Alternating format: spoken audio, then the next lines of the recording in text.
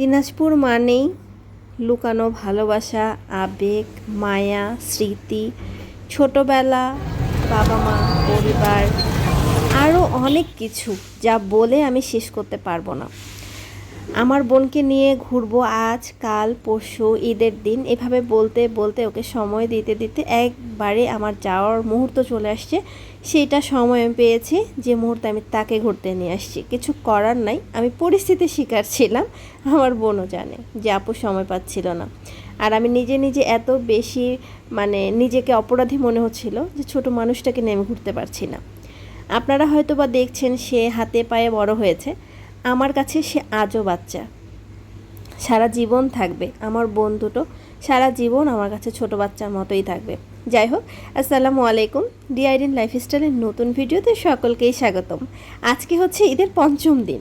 আজকে আমি ঘুরতে বের হয়েছি। এটা আমাদের দিনাজপুরের প্রাণকেন্দ্র, মন ভালো করার জায়গা, ভালো মুহূর্ত কাটানোর জায়গা, বাচ্চাদের এন্টারটেনমেন্ট দেওয়ার জায়গা, আপনি যে নামেই ডাকেন না কেন সেটাই এই জায়গাটা। এটা হচ্ছে বড় মাঠ। আপনি এখানে আসলে এন্টারটেইনমেন্ট, বাচ্চাদের খেলাধুলা, তারপরে ছোটোখাটো মেলা, কফি, মধ্যবয়স্ক, বয়স্ক, ছোট মানুষ, উঠতি বয়সের ছেলেমেয়েরা, কলেজের ছেলেমেয়েরা, সবাইকে পাবেন এখানে, যে যার মতো সময় কাটাতে এসেছে। আর এত গরম ছেড়েছে, বিশ্বাস করেন, আমি যদি সারাদিন রোদে দাঁড়িয়ে থাকি, আমাকে আর পরের দিন রোদে দেওয়ার দরকার নেই, আমি অটোমেটিক শুটকি হয়ে যাব।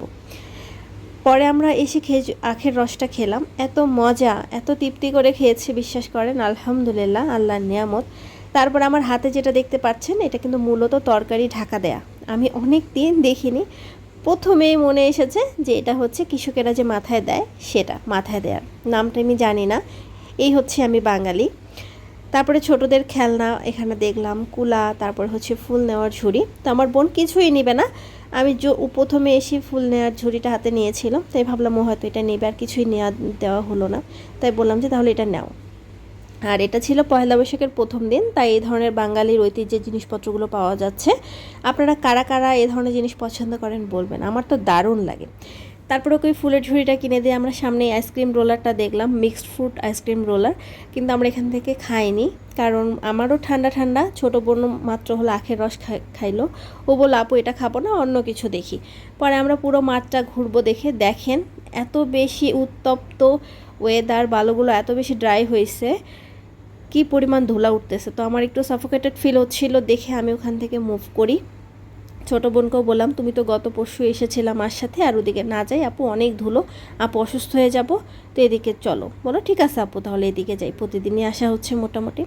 তো আমরা চলে আসি হচ্ছে রাস্তার এপারে ঈদগাহ মাঠের এখানে, যেখানে বসে হচ্ছে মুখরোচক সব খাবার, ফুচকা, আলুর ফ্রাই, তারপরে হচ্ছে হালিম। আর এ ধরনের সিটিং অ্যারেঞ্জমেন্টটা এর আগে আমি দেখিনি, এবার দেখে আমার দারুণ লেগেছে। জানেন যে এতগুলো সিটিং অ্যারেঞ্জমেন্ট এত সুন্দর করে করেছে, দুর্দান্ত করেছে, যে অনেকজন একসাথে বসতে পারবে।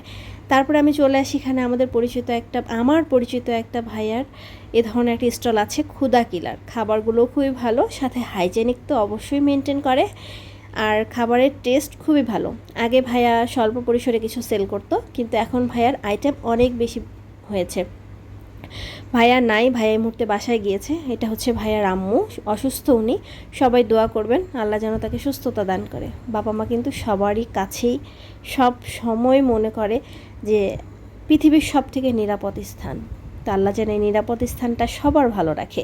আর এটা হচ্ছে আমাদের দিনাজপুরের বৃহত্তম ঈদগাহ মাঠ, যেখানে কয়েক লক্ষ মুসল্লি একসাথে এক ছাদের তলায়, এক আকাশের নিচে নিরাপদে নামাজ আদায় করে। ঈদের মুসলিম জাতির সবচেয়ে খুশির মুহূর্তটা এখানে তারা একসাথে উদযাপন করে।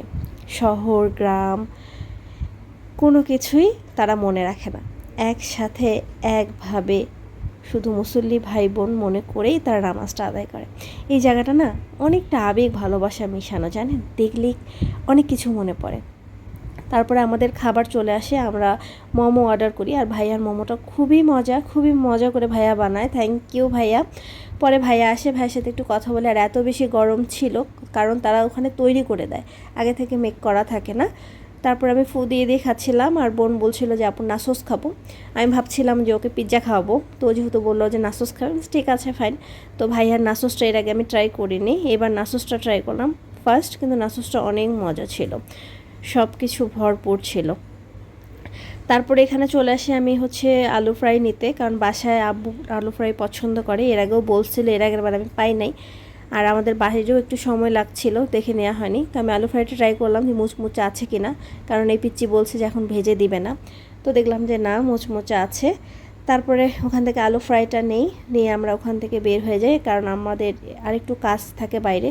তো সন্ধ্যা হয়ে যাচ্ছিল, তাড়াতাড়ি আমাদের বাসায় যেতে হবে। বাসার থেকেও মা ফোন দিচ্ছিল, কী রে কোথায়, কখন আসবি, সব কিছু মিলায়। এই তো তারপর আমরা এখানে চলে আসি বাহাদুর বাজারে, আমাদের যে টুকটাক ফ্রুটস এটা সেটা কেনার থাকে। তো আমরা এখানে আমাদের কেনাটানাটা শেষ করি, আর আমি খুব ভালো মতো প্রত্যেকটা গলির দিকে তাকাচ্ছিলাম যে আর কতদিন পর আসবো, আর তোমাকে প্রাণ ভরে দেখবো। দিনাজপুরটা আমারই, ভালোবাসি দিনাজপুরকে। এমন কিছু নাই যেটা আমাদের দিনাজপুরে নাই, স্বল্প দাম বেশি দাম যে কোনো জিনিস আমাদের দিনাজপুরে আছে। ভালো থাকুক আমার প্রাণের শহর, ভালো থাকুক আমার ভালোবাসার মানুষগুলো।